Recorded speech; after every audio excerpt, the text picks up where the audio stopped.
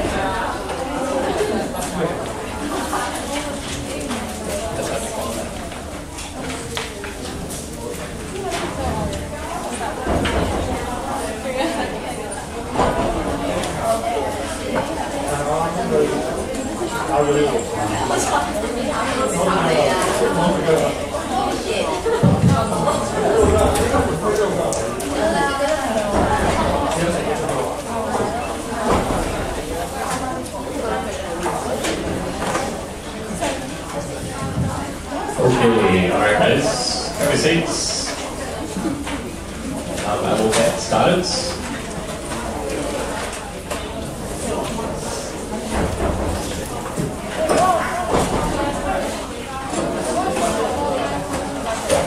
Okay, right guys, in the back. So a few things. Did I give you a task class lecture? Yes, it is. That's not really a question, it's a statement. If you have done it, you can give it to me sometime today. Give it to me during the lecture. If I did. Just remember with any tasks, if you are doing a task, unless I say it's group work, then I expect you to do it individually. If you hand it in to me, if you do not put your name and your student number, you will not get any participation. Okay? If you check Blackboard at the moment, I have uploaded 2 model answers. Okay? So as I give you stuff, generally I'll try to put up the model answers for you guys to check. I'm not going to grade everything, I'm just going to look at your work.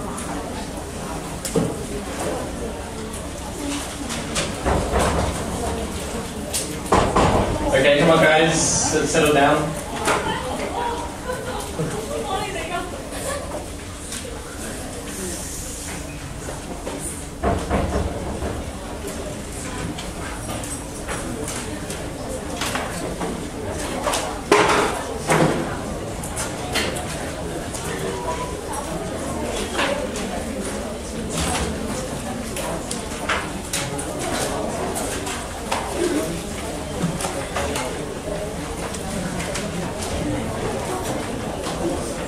Okay, still waiting.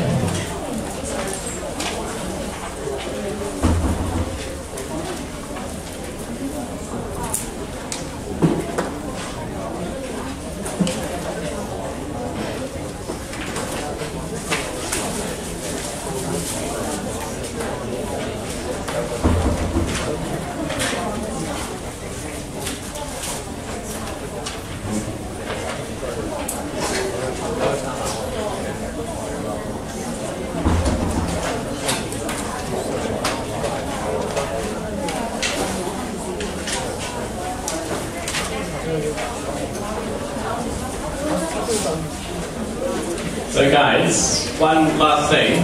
We've now wasted 10 minutes. I'm very, very happy not to teach, meaning that you guys are going to have to sit your final exam.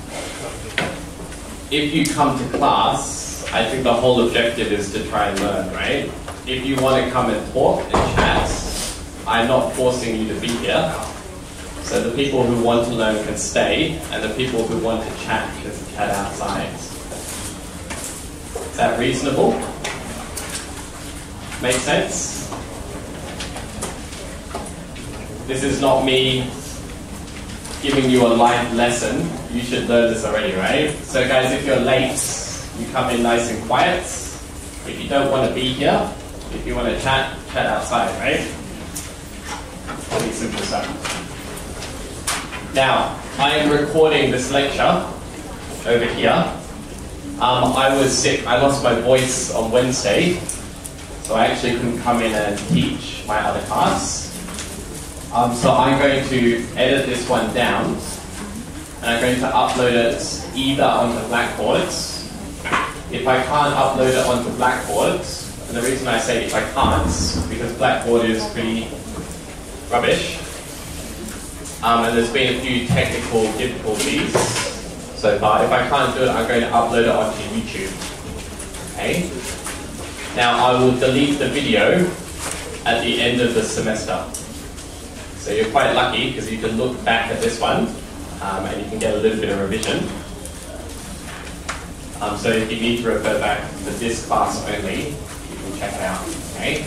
I will give you the address if it goes up onto YouTube through your Blackboard's email account, your student email accounts. Alright, so is this where we got up to last class? We were talking about dynamic and static data.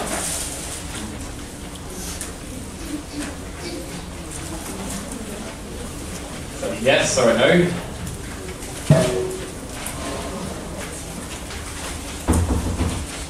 So the difference between the two, if we look at the first one, static data, how is this different to the second one, which is dynamic? In English, static means to be still, right? So it doesn't move. Dynamic means that you have the ability to change in English. This is the meaning behind it. So if you remember that, if I have a piece of static information or data, it will never change. Okay? So you imagine your friend sends you a message, I hate you. This piece of information will never change. That would be static. Now if you decided to edit, so if it was part of a blog, and somebody has I hate you, so I think that you are okay, they have changed the original data, this now becomes not static, but it becomes dynamic. Actually, when we're looking at these two, generally we're looking at numbers, right? It's easier to understand these in terms of numbers. So static information, you've got a hotel, and a hotel has its rack rates. Its rack rate is $1,000. The next day, the rack rate is also $1,000. The next day, you check the website again, it's also $1,000. You would describe the rack rate as being static data, static information. It stays the same. It does not move, it does not change. Now, in actual essence of our industry, hospitality and tourism, normally we're looking at dynamic data. So think about your OTAs, your online travel agents. If you check right now and you go back and you check 10 minutes later, there might be a high probability that the number might change, depending on supply and demand, right? If you're looking at airline tickets, if it's getting closer to when the airline's going to take off, if nobody's going to fly, they're going to reduce the price. Reduce the price, they're going to try and increase demand. Right? If there's lots and lots and lots of people, then they're probably going to increase the price. Because they know that actually they've only got a few rooms or a few seats left on the airplane. So actually they can increase the price, people should be able to pay more because there's limited supply. So this is the difference between the two. The second one, if the price changes, if it's the same price for the airline fare going from Hong Kong to Malaysia, but actually it changes every 5 minutes depending on supply and demand, and we're looking at an online travel agent, an OTA, like Agoda, or Zuji, or Expedia, then this would be described as dynamic data. Okay? I don't think it's too hard. One is fixed, one changes. One is fixed, one changes. Now, again, guys, the reason that you get taught this is not because you don't know this already, but when you are describing different kinds of data in your reports or your presentation, you're expected to use what you've learned from the lecture. Okay? This is how people in e-commerce and technology describe different kinds of data. Ones which stay the same are static, and ones which change are dynamic. Okay, so the next part, which would be the last part of these slides, we'll get up to this week's. It says geographically describing different areas. Now, this is for e-commerce, e-com, and you imagine that you're looking at hotels this time.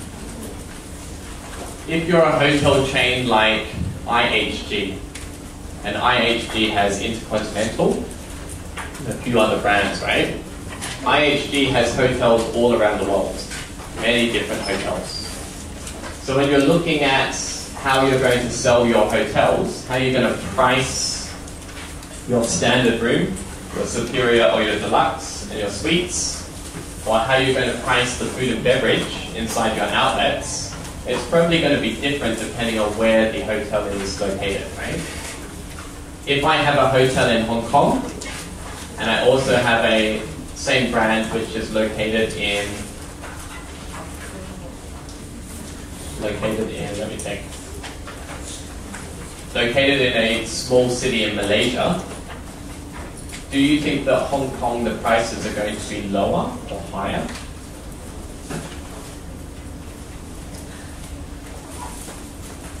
Just a question mark for you guys. If I then look at a hotel which is located in Shanghai, is Shanghai similar pricing to Hong Kong? Should it be lower? Should it be higher? If I then change it to another city, and let's say like a smaller city like Guangzhou, should Guangzhou be more expensive, the same price, or less? Depends, right? Just for you to think about. So the reason that you've got that there is that actually these different groups will price and look at stuff to do with e-commerce or to do with their business locally. This one is regionally, and then you've got globally. The last one I'll talk about in a second, but these are three ways of looking at your company. So if we break it down to a Hong Kong context, and this time I'll go back to supermarkets in Hong Kong. And if I talk about Park and Shop in Hong Kong, right? There's only two big brands, really, Welcome and Park and Shop. There's a few more, but these are the main two. Where I live, which is Tai Po, if I go shopping in a Park and Shop in Tai Po, generally it's cheaper than if I go shopping in a Park and Shop in Hong Kong. If I go shopping on the islands, near Central or near Causeway Bay, the price of the Park and Shop is actually more expensive than the other two. Right? So what they're doing is they're looking locally and they're trying to understand the different markets around Hong Kong, the different regions. Why would they make it more expensive for the products, let's say around Causeway Bay? What would be the rationale behind increasing the price of the same products? So if I buy the same products in Tai Po, it's cheaper, right? If I go to Hong Kong, slightly more expensive.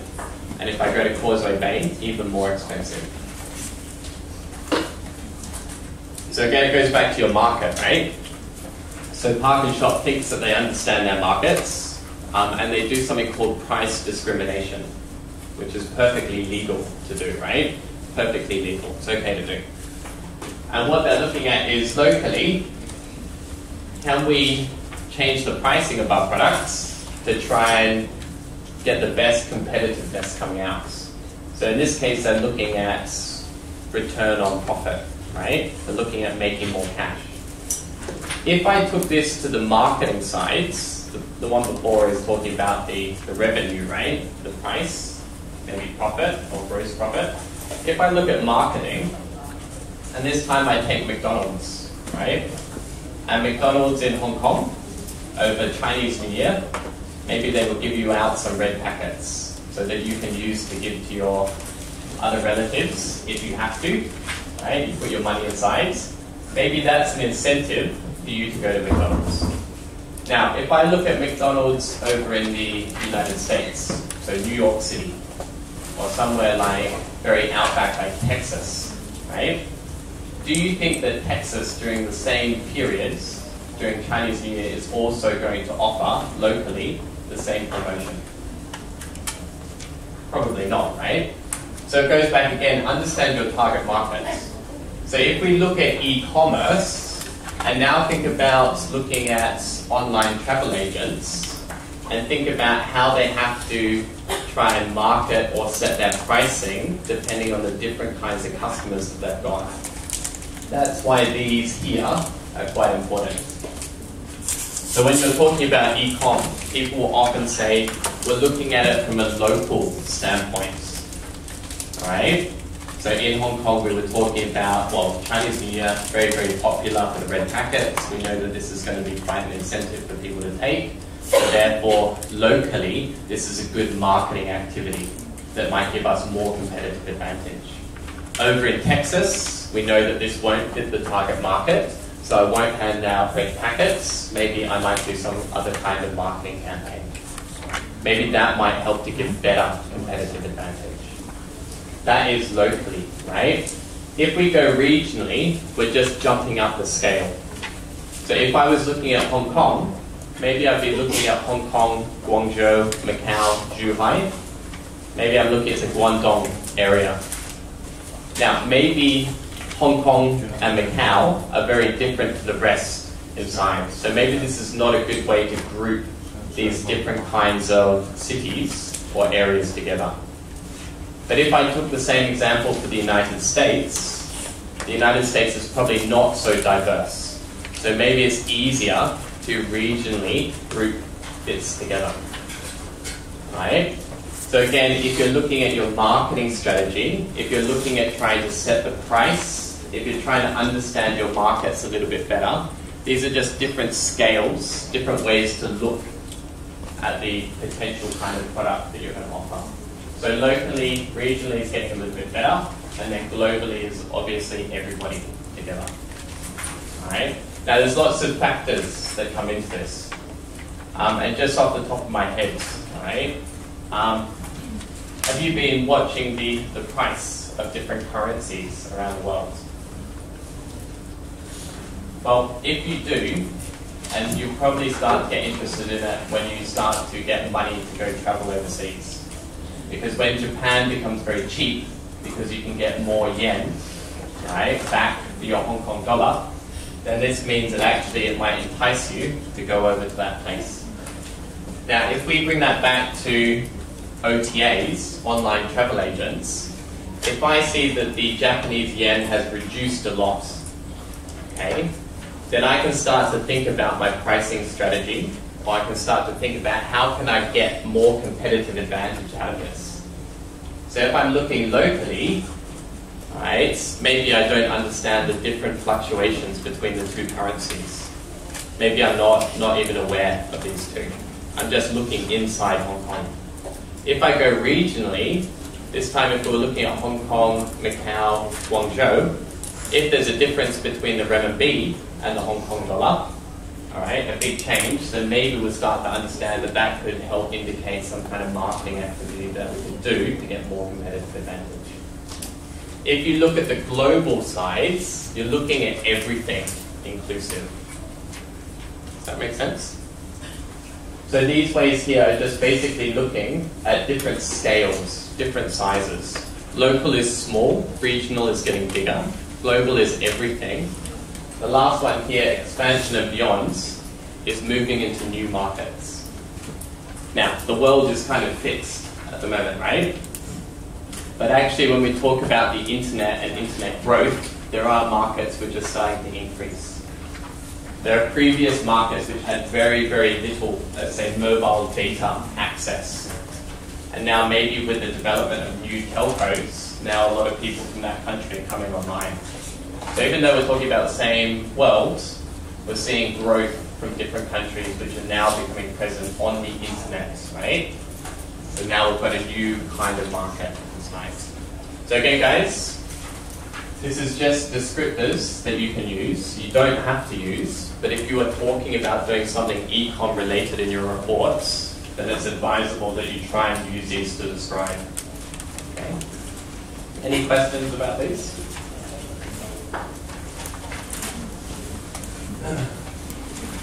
This airline industry one, there's a couple of different figures for this one, but you can just write 1997. Okay, 1997. And just remember that the airline industry, from our particular, what we're studying, hospitality and tourism, the airline industry was one of the first industries to take advantage of the internet. Right? And that's related back to your WIP reading that we were doing. Good, so hopefully we should have covered these things. We've got web point 1.0, 2.0, 3.0. We've got ICTs, information communication technology. So I hope that you understand what they are now. And we've got different kinds of networking systems, right? Which was the previous lecture, like the internet. And then the different one is the World Wide Web. Right? Remember the difference between those two. Okay, now we can start for this week.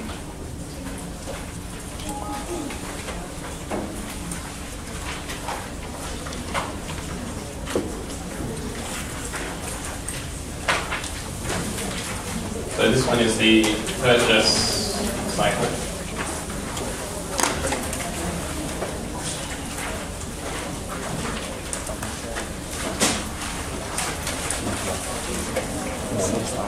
So objectives, try and remember the 5 stages.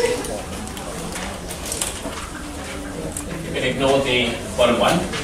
Try and remember the 5 stages of what we'll refer to as the purchase cycle. So this is actually marketing. Marketing is hand in hand very important with what we're doing in terms of technology. Okay? So here are my 5 stages. So the first one here is what we call needs analysis. Right? We've got information search, evaluating alternatives, purchase decisions, and post-purchase. Do you remember me drawing a picture of myself? Down on the whiteboard over here, right? I drew a picture of myself. And I was talking about me being exposed to a lot of different contents. And I was talking about me wanting to book a hotel room, or a hotel, or a holiday. Right? So this would take us through the marketing side behind these important stages. So in marketing, this is actually textbook stuff that they always write about. Hopefully in your marketing courses that you have done, they should have touched on this. If they haven't, you've got it now. Okay? So number 1, we have the needs awareness, or the problem recognition. Needs awareness or problem recognition. Okay, you with me? You ready? Yeah. You listen, you understand it, you never have to revise. Very easy. You don't, you go back to your notes, you scratch your head, you spend 7 times as long, wasting your time, and you get it wrong. So needs awareness is taking your customer, and if it's him over here, and he wants to drink a caffeinated drink in the morning. He's only used to Nescafe, okay? His whole life. He's only ever drunk Nescafe. And then suddenly I walk past him with my Starbucks coffee. So good. Oh, this is great, yeah? And then he thinks, what's this product? And he thinks he's drinking coffee, but this is not the Nescafe coffee. Right? So what's starting to happen to him is he's becoming aware of another kind of products out there. I am opening him up to another kind of product. So you ask about it. Oh, what is that? That looks really, really good. And I say, oh, it's Starbucks coffee. What do you normally drink? And he says, oh, I normally drink Nescafe. Yeah? Instant coffee. And I say, this is better than instant coffee. This tastes sweet, you know, almost like a milkshake, but it's warm and it makes you feel great. Now, he's got this previous one here, and I've opened his head to the idea that there's other products, or at least another product out there, which might be better than his original Nescafe. So this is opening him up that he needs a new kind of product. Before he was quite satisfied. Whenever he woke up, he'd just drink the same thing. Now he's got a need, possibly, for a new product. Now, quickly relate this back to our industry. And just think about hotels. And think about people who stay in hotels. Now, when I go overseas, I actually don't need to stay in a 5-star hotel. I would be very, very comfortable staying in a 1-star hotel. But the advertising, the word of mouth from all my friends, family, relatives, all the advertising from the company is suggesting that a 1-star hotel is not good enough. That you need to stay in a 5-star hotel, or at least a 4-star hotel. So the reasoning behind that, maybe your family says that it looks better for your face. Yeah? It looks like you're successful. Maybe that's one reason. It's also nice and safe. So it must be safer than a 1-star hotel. So these are all kinds of inbuilt needs. And then when I go to buy my next product, I can't stay in the 1-star anymore. Alright? The 1-star which meets my bed, it has a shower, it has a clean toilet, etc., is now not good enough. So I've been opened up to a need for a better product outside. So that's that stage here. And this is where you start to get all kinds of similar products. And if you're thinking about your Porter's 5-course model, you're thinking about the rivalry, all right, other products out there, or other substitute products as well. So go from a 5-star hotel, and you're looking at other substitute products like Airbnb, now becoming competition for some of these things. The next stage is what we call the information search. Now, after I walk past him with my Starbucks coffee, once he starts asking me questions, he's actually wanting to get some information back. Hey, what are you drinking? That's one question to me. I'm drinking Starbucks. I'm giving him content back. He is searching for content. Is there any way he can find out more about the products than just asking me? Internet, right? So you go to your Google search, or your Yahoo, right? Or your Bing, or you go online to Facebook and you scroll down and you see the same product that I was drinking, and you start to learn more about this product. You're actually searching for the products. This is the information search. And you've got a few things going on here. You've got internally what's available in terms of what you can search, and you've got, more importantly, externally. So if I know a little bit about the products, I can internally search for it. Remember that sometimes you're not conscious about wanting a new product. If a company is very successful about trying to get you interested with a product, they would do it in a way that you're not aware that you're being exposed to advertising. You think about things like product placement, right? You're watching your movie and somebody's eating something, but that brand that they're eating, you like that character, therefore you think the food is good. You don't know that's an advertisement towards you. Unconsciously, this is giving you content in your head. You're not actively searching for it, but they are pushing it towards you and you're taking it. Right? So that one is the internal. The external is what can you do yourself to find out more. When he's asking questions, we have other people who said that they'll go online. You might have some people who will go and talk to some other people as well. And then we get different levels underneath. Okay? This first one here, it might include family and friends. Family and friends. The second one is review websites, consumer reports, people of interest.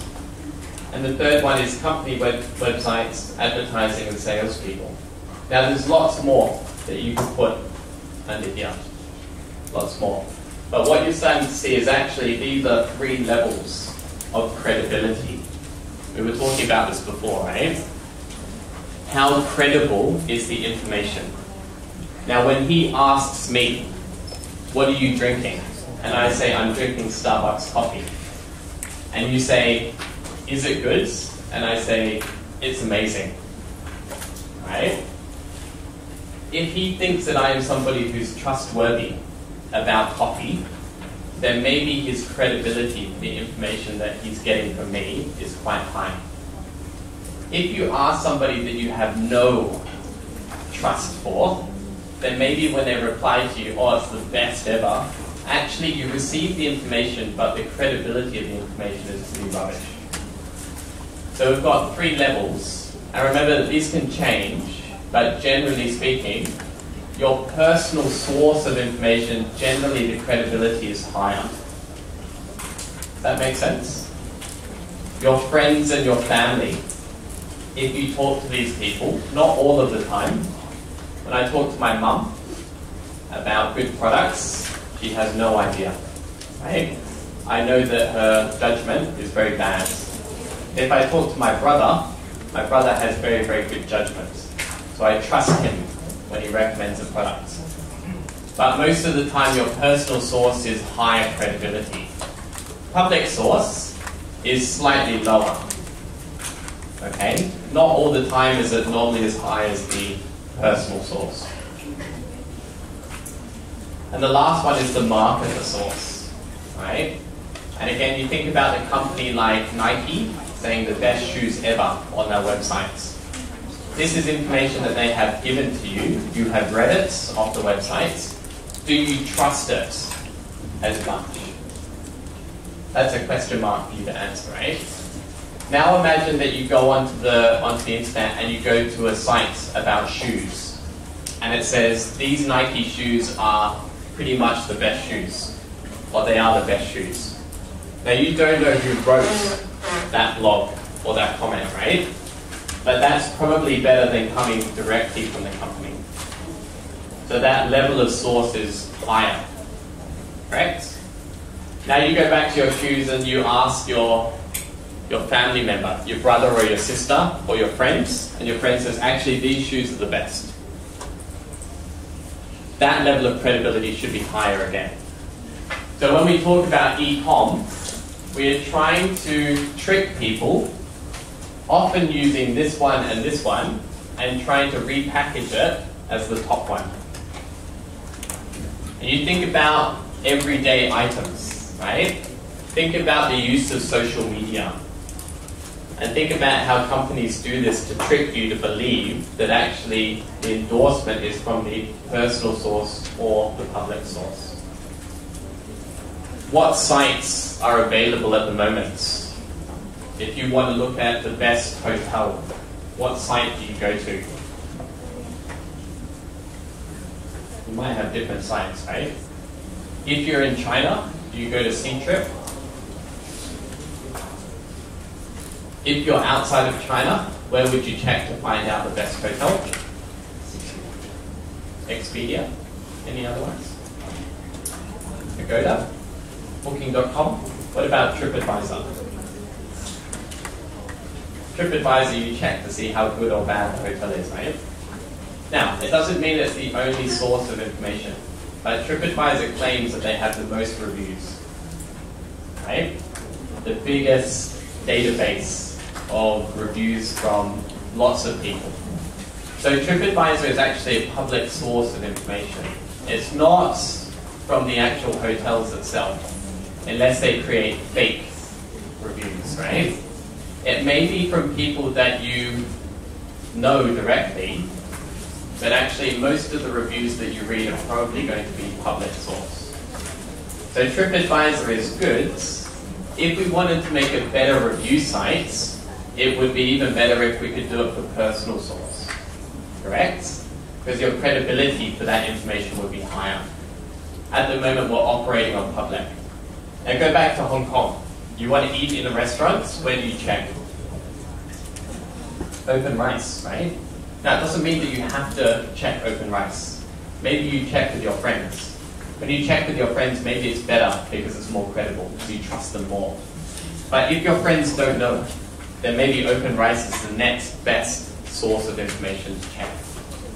So is there a way then that we could try and open up personal source for you guys to interact with each other, to share more credible information? Could be something that you could suggest for your report, right? So you start to evaluate your alternatives. Now we're into number 3. Which ones are the best? Which ones are the worst? And these are some of the items that you might evaluate for. Okay? Not everybody is the same. Generally, price is one of the main items, especially for us, right? I don't think anybody here is a billionaire. Not yet, anyway. Even though Beijing and Shanghai, Beijing has the most billionaires in the world, right?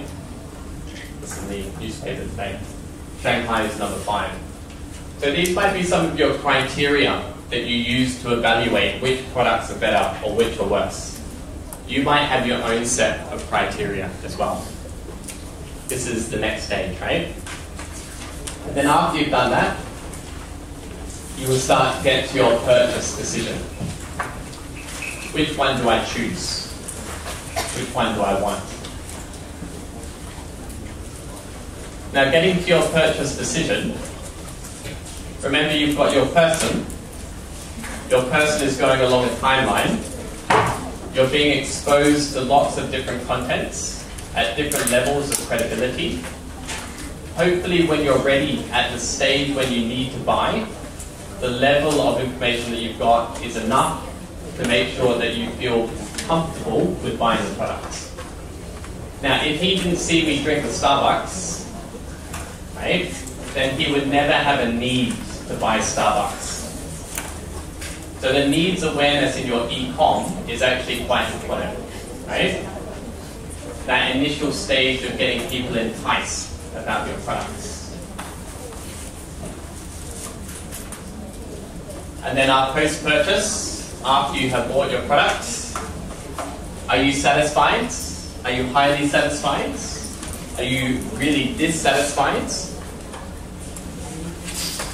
And then what can we do with this person to repeat the process again? To put it back to the start again. Okay? So these are the 5 stages, guys. I'll give you some examples now.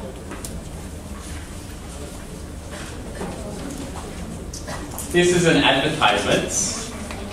What stage out of the 5 is this advertisement? And who would you suspect would be the target market for this advertisement? 2 things. What stage is this advertisement? And who would be the target market for this?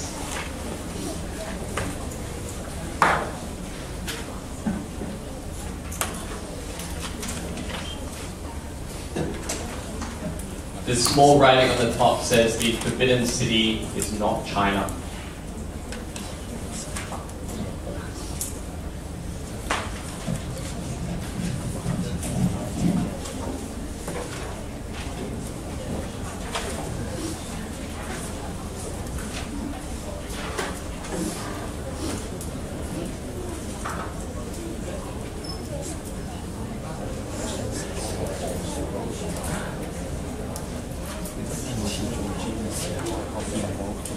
This is a real advertisement as well.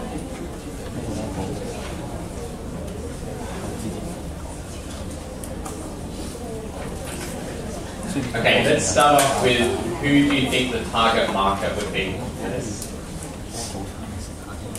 This is an advertisement, right?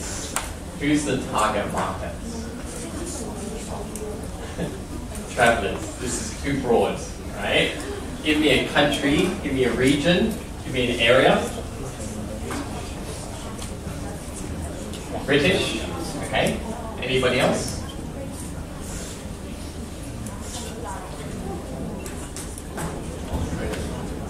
Australia? Is it for people from Hong Kong? No? That's a little bit more strong. Why not?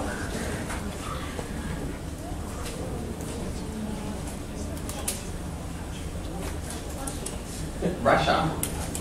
Okay. Why would you say Russia? This is China, right? On top. Okay. So the small part on top here, I think they're trying to pretend like this is the forbidden city in China. Now, there's clues in science. What language is being used? English. So straight away you know that the target market is English reading and speaking. So Russia, yeah, there is a market in Russia which speaks English, but you would assume that they've changed the language. Now, this here is the level of water going across.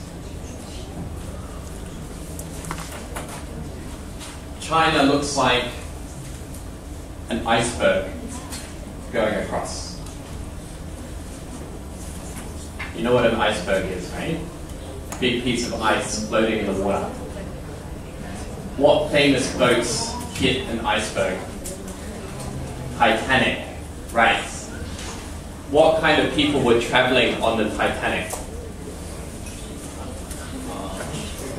Rich people? Alright. Retired people, not retarded people, retired people.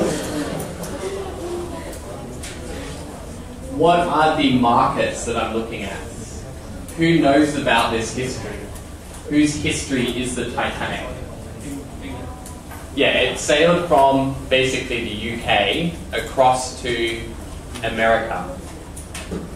So you're looking at a market which understands this particular story, which is English speaking, which understands the history of the Titanic which got sunk, which is a disaster, terrible thing that's happened, right?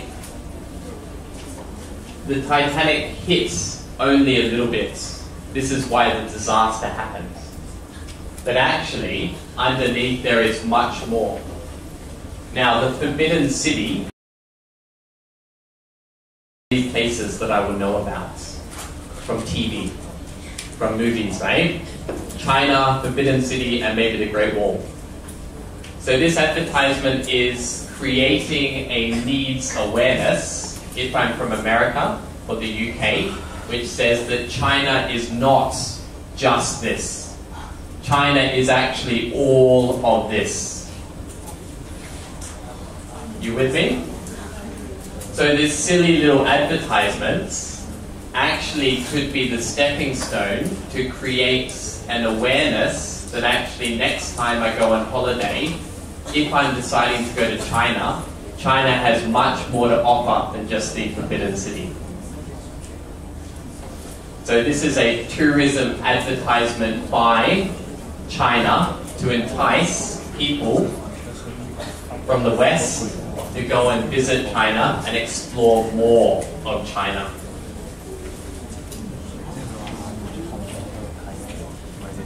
Quite clever. Now, it's not for you guys, it's not for people from Hong Kong, because they know that people from Hong Kong have traveled a lot across and continue to travel a lot into China. They know that people from Hong Kong are seasoned travelers. People from maybe the UK or America, maybe if they go to China once, this is already a lot. So what it's trying to entice is more people or return people to go back again.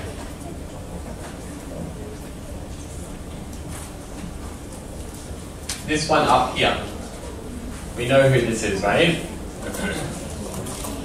Probably the worst mascot for Hong Kong ever. So number one, he is helping to promote Hong Kong, helping the Hong Kong tourism boards to promote Hong Kong. Jackie Chan is what kind of source? marketer source? Is he public source? Or is he personal source? For you guys, you know that this is marketer, right? He's being paid to help advertise Hong Kong. But if this advertisement pops up in America, maybe somebody from America really likes Jackie Chan and watches Jackie Chan's movies. So Jackie Chan is like a friend, yeah? I love Jackie Chan. Jackie Chan, if he endorses Hong Kong, therefore Hong Kong must be a great place. If Jackie Chan is saying Hong Kong is great, then his personal endorsements, the information, is very high to this person. If you hate Jackie Chan, then maybe your endorsement is very, very negative. If you know that Jackie Chan is being paid by this group, then you know that actually the reason he's doing it is not because he loves Hong Kong and he thinks it's a great place to visit, but because he's getting paid to help promote. That's coming from the marketer source. So again, even these things where we see people inside, sometimes they can be effective, sometimes not, but these are tactics done to try and entice better levels of credibility for different kinds of marketing. Right? When you see it on Facebook and you see Andy Lau, right? Or you see somebody else who's famous, a Canto pop star, and you like that person, and that person is talking about maybe an experience about traveling to Turkey. Maybe they are being paid by the Turkish tourism boards to do that to entice you to go. Now, if you don't think that they're being paid, then the credibility of them saying that Turkey is a great place, maybe you think this is a real piece of opinion. So you trust this pop star, so therefore when you go on your holiday, Turkey is a good place to go. It becomes high on your needs analysis, not lower down. And the idea being that when you come to that stage of purchasing your next holiday, Turkey might be one of the places that you choose. So actually these ones are, this one is for Malaysia. Alright, just a general picture. Again, this one operates as needs analysis as well. So Malaysia, maybe people think about foods, maybe people think about Kuala Lumpur with the city.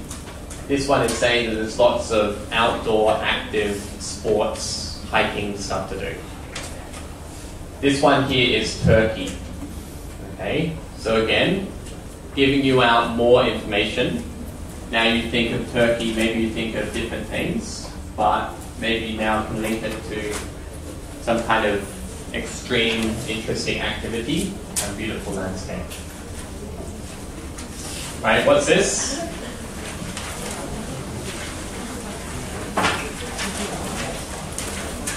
What's the media? What's the ICT?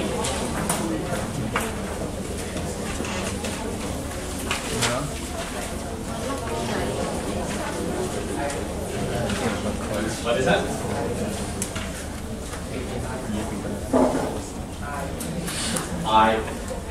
I think. Okay, I don't know what that is. I typed in, I don't use Instagram, right? But this popped up. Is this Instagram? No? What has it got? You've got pictures of different foods. You've got profiles of different people who are posting it. You've got the ability to love and the ability to make comments, right? So what we have here is what source of information? Marketer source, public source, personal source. Well, it depends on the profile, right? If I know the person, then that is a personal source. If I don't know the person, then this is public.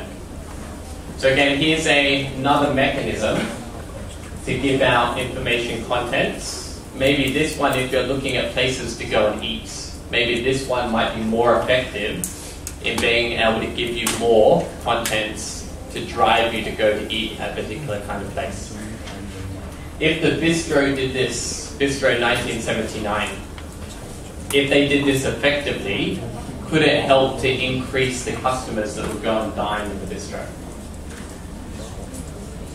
Possibly, right? Possibly. You've got Web 2.0 capabilities, so you can show that you like the picture or love the picture. You can also write a comment underneath as well. So you have two-way communication. This one here. We all know Facebook, right? So you start up your page, right, your restaurants. This one now has some more functionality behind it as well. You've got star ratings. You can see how many people have rated. You can see how many likes, how many people are talking about this, and how many people were there. This is more content and information. So if you're going to choose a restaurant, and you saw that actually the star rating was 1 star, but it was 1 star and only one person has rated, maybe this doesn't matter so much. But if it's 1 star and 1,000 people have rated, then you expect that 1,000 people to rate it 1 star is more credible. Now, these people who are rating this particular restaurant, most likely they're people from the public. So it's public source of information. So maybe it's more credible than the advertisements they send out. So last one here, we get to a stage where we have reduced or increased cost. So if we look at traditional marketing, and we look at the new forms of ICT marketing, we can see that social media is a big trend. Social media is a big trend because the cost is a lot lower, and the reach is a lot bigger, and the credibility potential is a lot higher. So compare it to email, and remember we're talking about sending an email to people. How often do you open an email sent if you don't know the person? Probably not very often. So it's not really that effective, it doesn't have that much reach, right? So maybe things like Facebook, Instagram, you know, the new ones like WeChat, all of these things, maybe they're more effective at being able to help advertise your stuff.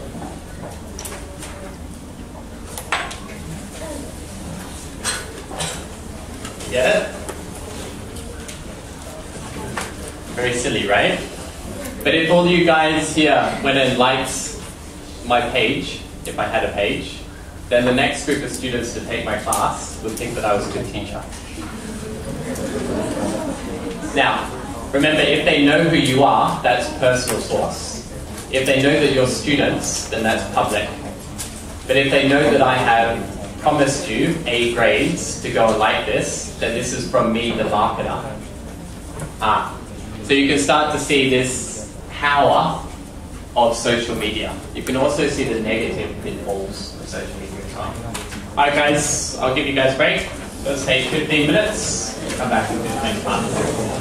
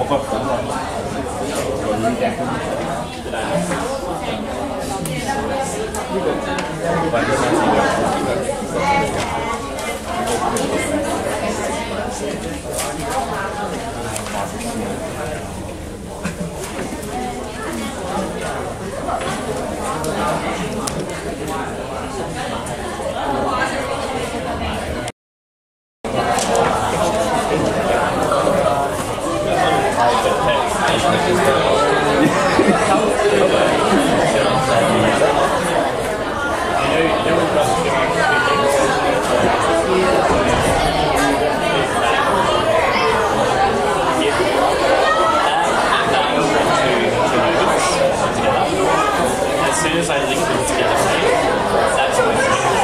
This becomes a basic network. We don't know if there's network intranet, I'm sure, right? You've got your bandwidth, right? Bandwidth is how fast, how big is it? So in Hong Kong, normally we have quite high bandwidth because of fiber optics. So it's really quick to send and receive. If you look at sending and receiving content, if I send you an audio file, like a music file, it might be sent in like a wave file. So I send from this computer and it sends across and get received down here. Right? That audio file is not anything to do with www. So if we're starting to look at the worldwide internet, which is only looking at web pages, and web pages, when they send and receive, is written in a special HTML instruction. Okay? The audio file is Wave. Wave is a different set of instructions. If I go to another email is normally SM. So yeah, this is like the writing to know how to open and send everything. But in order to send HTML, you must send through the HTTP and must receive from the HTTP. TCP, everything has. Every single node will have TCP. Okay? So actually TCP is also there and TCP is also there. If you wanted to receive email, you'd also have to have SMTP and SMTP. And actually with the internet you've got loads of different kinds of files that you can send. Okay? So the TP is the transmission protocol to send and receive. And then normally what kind of content is being sent to receive. For HTTP, which is www, it is HTML. So all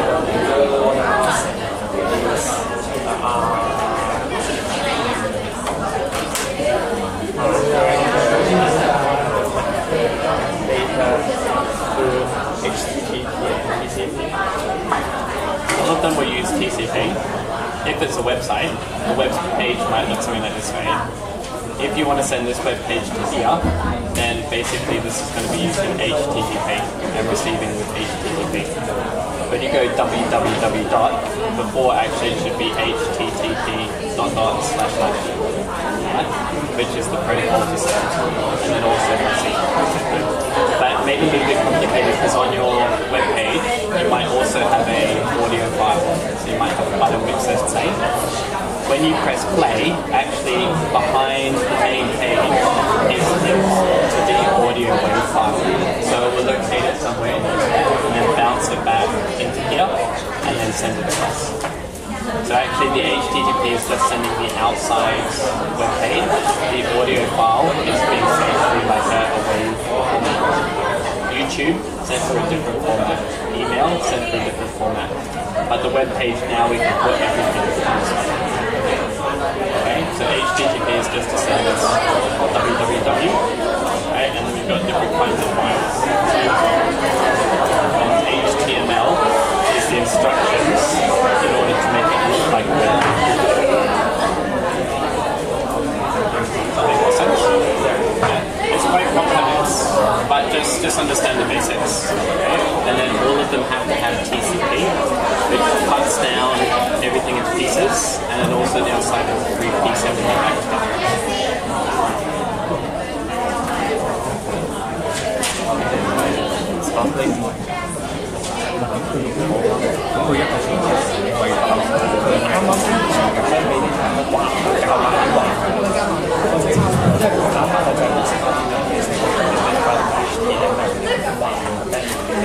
Okay, alright guys. Let's restart again. Have your seats.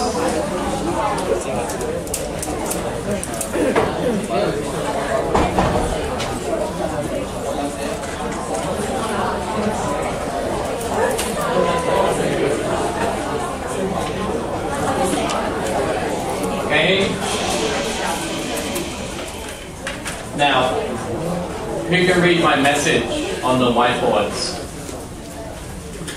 This is a message that I picked up today. So I'm going to go to the bistro today. Very hard to read, right? Half-price meals, okay, this week, but only for students. And only for particular kinds of students, not you, not me. So I'm doing my doctorate, right? So for PhD students only. Oh. Now, the reason I'm putting this up here is the whiteboards is a form of ICT. Information Communication Technology. The whiteboard is allowing you to read the data, which is on here.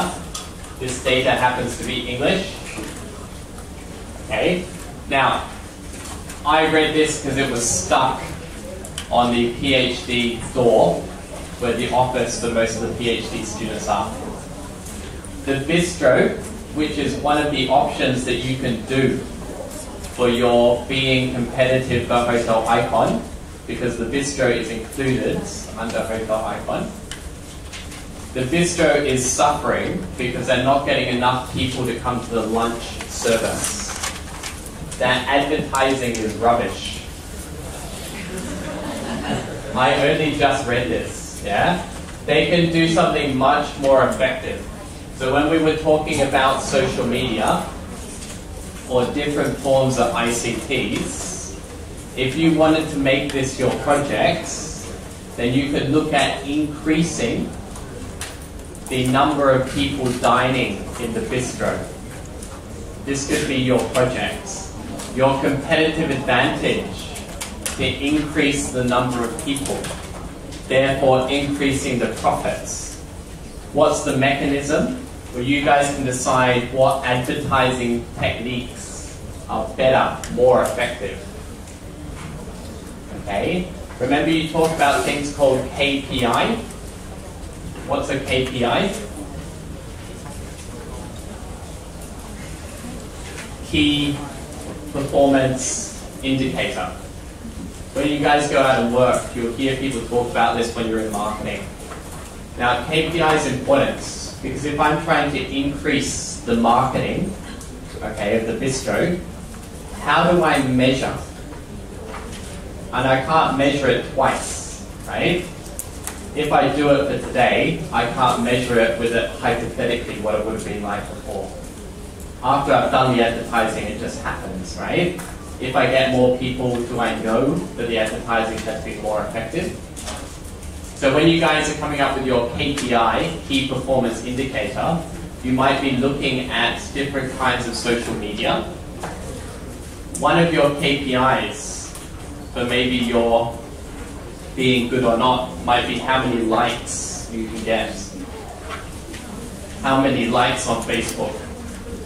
So if I get 20 plus likes, then I can assume that my marketing on Facebook has been effective.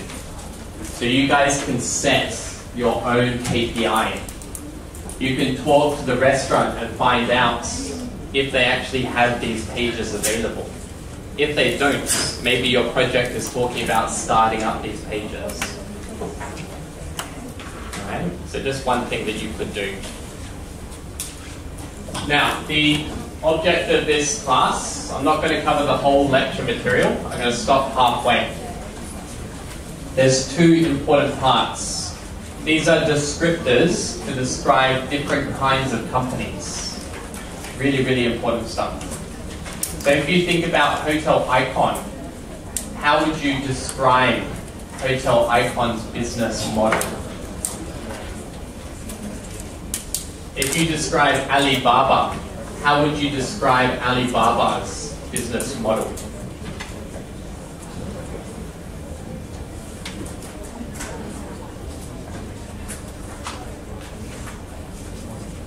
Okay, so I've got B to B, one answer. So this is going to give us some more words to help describe some of these things. The two main parts, we're going to cover the operation side, or the operational modes. Next week, guys, we will cover transaction parties. Transaction parties is B2B. It's C2B, B2C, C2C, P2P. All this little rubbish, right? Business to business, consumer or customer to business, business to customer, peer to peer. That's this side here. That side we will cover next week. Now when you do these, just a little bit of an indication, if you look at a company will often do all of these business models in one day. But what you're trying to do is what's the common, or what's the reason that it's been set up? What's its main business model being set up to do? So if you look at Hotel Icon, what do you think Hotel Icon's main business model is meant to be? Is it a business dealing with a customer? Is it a business dealing with a business? The objective of Hotel Icon was meant to be B2C. The reality is it's B2B. And it's B2B because of online travel agents. So online travel agents will often sell between, and actually Hotel Icon is just paying money to the online travel agent. The online travel agent is dealing with the customer, so the online travel agent would be a B2C. Now Hotel Icon wants to have direct bookings. If it was managing to get 100% direct bookings, or 90%, or 80%, then it would be set up to be a B2C company, a business to customer or consumer. The reality is that it's not happening, right? They rely too much on the OTAs, the online travel agents. This is very, very, very common with hotels. Anyway, we're going to concentrate on this side here. So we've got classifications. We are looking at the operation modes. I've divided it in two. This part we will cover next week. And underneath operation mode you have two things. You've got online only, and you've got bricks and clicks. So online only, you only have a website. You only do business over the internet or some kind of network. You do not have a physical shop to sell your product or service. Bricks and clicks will have an online component, a website, plus they will have a physical shop, hotel, shop fronts where you can go in and you can buy the product or service. If I look at McDonald's, what is McDonald's? Online only or bricks and clicks? Or just bricks?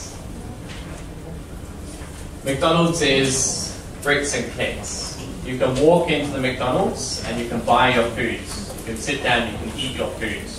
You can also open up your phone and you can order through the McDonald's website. So McDonald's is an example of bricks and clicks.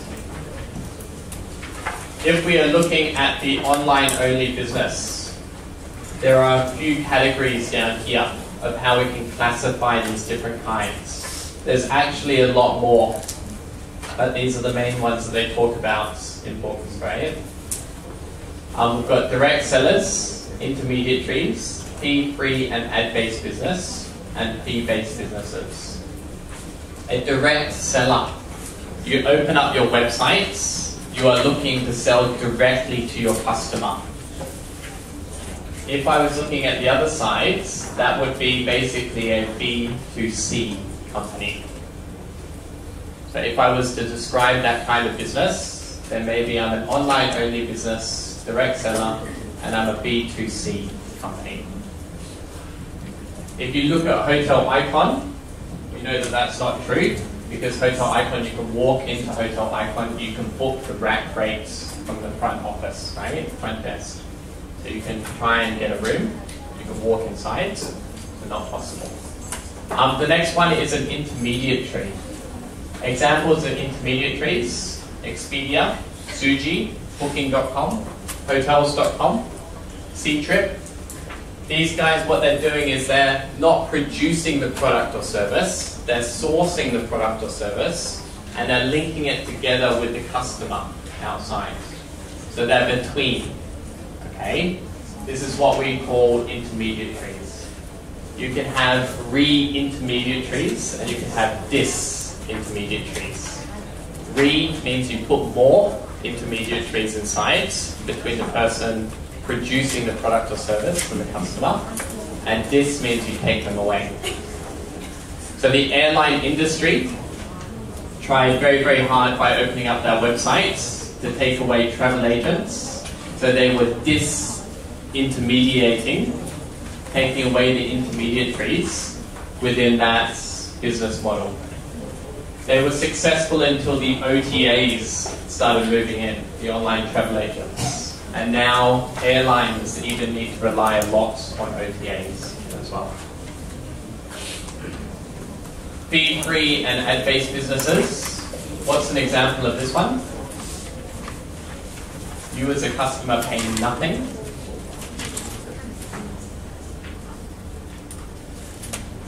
OpenRice, do you pay to use?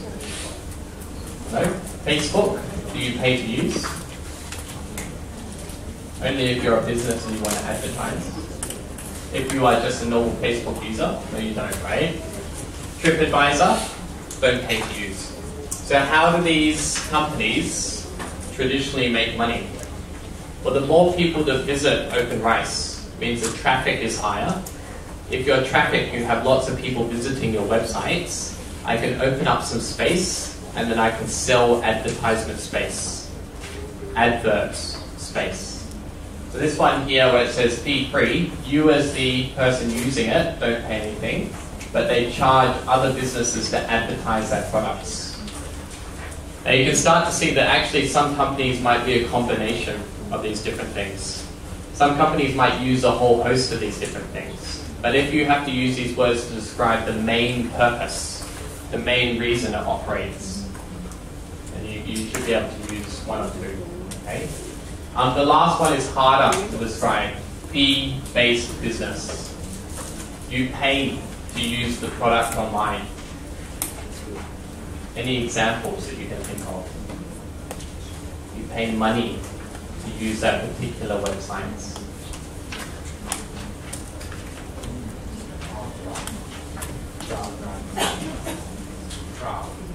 What's that?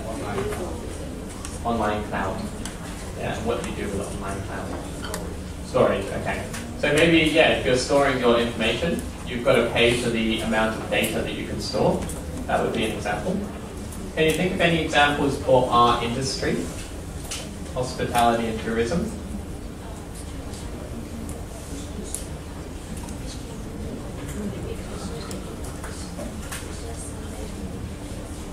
Okay, so the Hong Kong Tourism Boards, if you require some of the figures for research or as a company, maybe you have to pay them. Okay? Now, Hong Kong Tourism Boards, the main purpose of Hong Kong Tourism Board, the websites, is not to charge people for money. The main purpose is to supply people with free tourist information. So actually, if I was looking at these ones here, I'd probably be looking at fee-free. And maybe it's not making very much money through the ad base because it's a government organization. Okay? So again, these ones here don't 100% accurately describe it, but parts of it do. So then we get to the next stage. This one becomes a little bit more complex.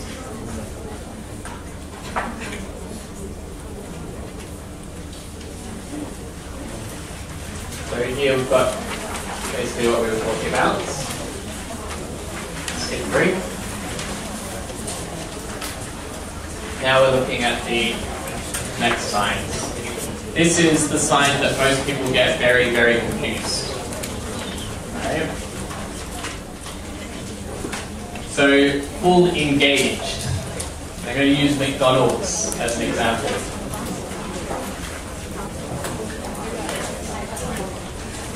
Complete line of products and services available online on your websites. And if I walk into McDonald's, all of these products that you can buy on the websites, you can also buy in the McDonald's restaurant. This is full engaged. So here we have a reduced menu. So just for example, if these were all the items that McDonald's could sell, if they sell this in the physical restaurants, and they also sell all of the identical items online, then we would classify this as bricks and clicks. Bricks, the restaurants, and clicks, the websites. And it would be a full engaged because this menu is identical to this one here. So if I go into the Hung Hum McDonald's, I can buy A, B, C, D, E, and F. If I go online and I'm at home, I can also get A, B, C, D, E, and F. That's easy. Not very hard. Now, think about Hotel Icon. Does Hotel Icon do this?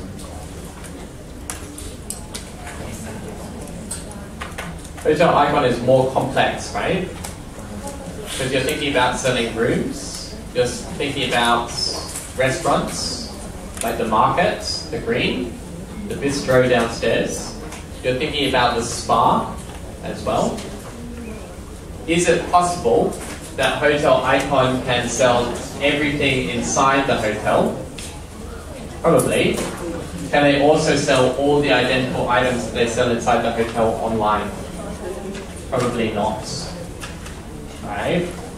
So if you want to book a wedding, you probably have to go and talk to the wedding department in Hotel Icon.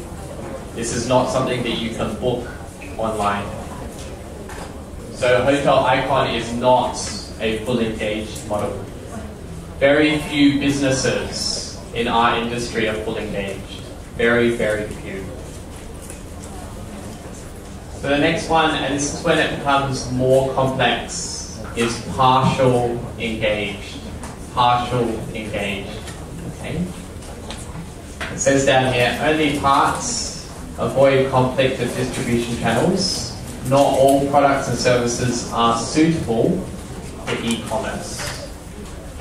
There's a few things that goes on. Here's an example of partial engaged. I've got A, B, C, D, E, F. A, B, C, D, E, F. And this time I've got G.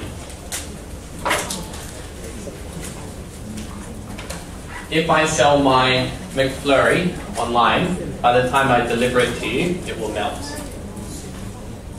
One example. One example, right? So this one is just really for convenience. Technically, if I sell on here, it won't make it to the customer. I won't be able to serve it to the customer. It will melt, right? Here's another example. On the online menu, because the person on the motorbike is going to drive your foods to you, you can actually buy delivery insurance. If you buy your food in the McDonald's restaurants, you don't have to, you shouldn't have to, you cannot buy delivery insurance. So here you've got a different product or service which is being sold, which is different to the other physical bricks place. Alright, so this is another example of partial engaged. You with me? Yeah? Now we're starting to get two different kinds of menus. This again is partially engaged, and this time here we've got the addition of a Hello Kitty doll, right? Now if I put the Hello Kitty doll on the website, that means that everybody who wants the Hello Kitty will not visit the McDonald's. They would just go to the website and they'll click 100 Hello Kitty dolls, they will order, and they'll be very happy if they want it, right? In Hong Kong, when you want to buy this doll, you normally have to buy one of the set meals. So why in Hong Kong, when they do these kinds of advertisements, do they not offer it online? Why would they do this? It's very, very important. Because I could easily sell the Hello Kitty online, right? Very easy to do. But why would I choose not to do this? If I'm McDonald's, why would I choose not to?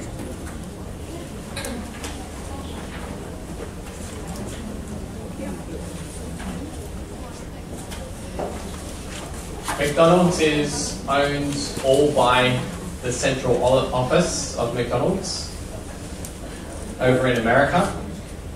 Or can you become a franchisee and buy the chain of McDonald's, and then you own one of the McDonald's restaurants, and you pay a royalty to McDonald's to operate under the license?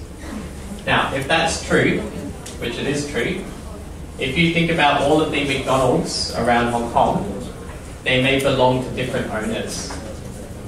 So if I'm McDonald's in Hong Kong, and I want to make sure that I can increase the number of people coming into my restaurant to buy my foods, if I offer the Hello Kitty doll, then I know that people who would normally buy it online now have to come into the shop, into the restaurants.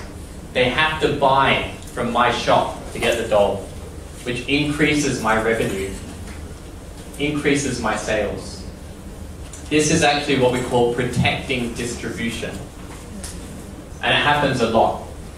So if you think about Louis Vuitton, or you think about Gucci, actually they don't sell all of the same items that you can buy in the shop, the same as what you can buy online.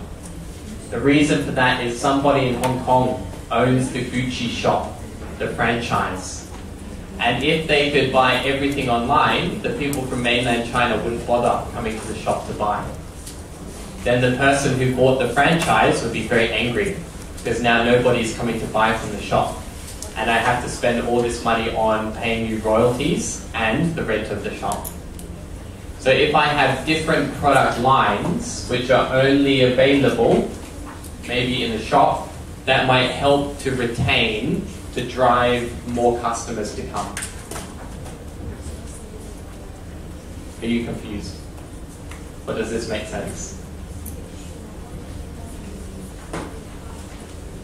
So this is an example of partial engaged. You have two different menus, one online and one the physical shop. You can do it because of convenience, meaning that the McFlurry will melt, so I decide not to put this on my menu. You can also do it to try and protect your distribution channel. So by supplying the Hello Kitty doll only in the shops, I can drive more people to come to the restaurants in order to make more sales, to buy more of my junk inside here. As a franchisee, this is very important, because if this happens, and they put the Hello Kitty here, if McDonald's wants to sell more franchisees in Hong Kong, and people find out that they're not helping to protect the people who buy, then they're not going to continue. Maybe they might buy a KFC or a Subway, right? Maybe they might buy a different kind of chain instead. So this one here is also done to protect the distribution channel. So now we get to the same line. Same line. Now same line is very similar to partial engaged. So the McFlurry example that I gave to you guys would be possibly the same. But same line is, here's your complete menu. Right? These are the products that you offer to sell from McDonald's. In the restaurant, you can decide from these products which products you want to put on this menu. For the online menu, you also have to decide only from these products up here what you want to put on. So you could put everything on. So this would be an example of same line. This would also be an example of full engaged as well, because this is the same as this. Now, if for some reason in the restaurants I ran out of maybe the special sauce and now I can't make my Big Mac, maybe online I decide that actually to sell corn and soft drinks is not a good idea, because the corn after a little while the taste changes, it goes very bad, right? And the drinks, the ice will melt. So I decide that actually for the online menu I delete and I delete. This is still same line, meaning I've taken away these items, they are now different to each other, but actually if the restaurant wants to serve Big Macs again, after they get that special sauce back, they can put it back onto the menu. They have the ability to do this if they want. If the online departments wanted to sell corn and wanted to sell soft drinks, they were also allowed to do it. But they've decided that because of whatever, the operation, they think that this is not a good idea to sell. So this is same line. You have the ability to sell anything, right? So these guys can pick and choose whatever they like from this menu here. When you think about going to big events in Hong Kong, you go to the Rugby Sevens, and inside the Rugby Sevens you can find McDonald's. But the products that they sell in McDonald's are not the same as the products outside of McDonald's. They will only sell you the hamburger individually. Okay? They will only sell you the drink individually. They do this to try and increase their revenue. But they have the same products as you can buy outside, just that they're not bunching them together so that you can buy the whole meal together. They might not sell some of the products as well, because it's a waste of money. Okay? So that would be an example of using same line. Quite complex? Yeah? So the first three are the most important. Full engaged, everything the same. The second one, partial engaged, you might be adding additional items, and normally you can pick and choose. You might also add something which you can only get in the physical place, or you can only get online. So the partial engaged one, you're looking to protect your distribution channel. The full engaged one, everything can go on each side. And the same line one, you can choose everything to go on each side, but often you would delete off some of these items to do with the operation of your restaurant, or to do with the operation of your business. So if I go back to hotel icon, which of the three does hotel icon do?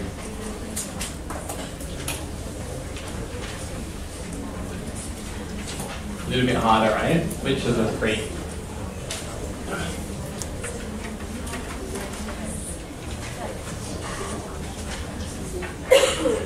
Is it full engaged? No. We know that if I go onto the website for hotel icon, I can't buy exactly the same stuff as if I go into the hotel. They're not exactly the same. Right? So then it's either going to be same line, or it's going to be partial engaged. Now, hotel icon is not a chain, right? There's only one hotel icon. So actually they don't care about franchisees or franchisors. There's just one company.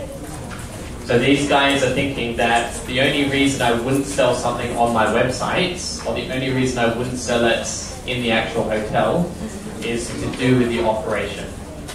If you want to book a wedding, it's very hard for me to get all the details about your wedding online. It's much easier for you to go into the actual hotel and talk to somebody face to face. How many people, what colors, what flowers, what kind of foods, do you want music, how long do you want it to go for?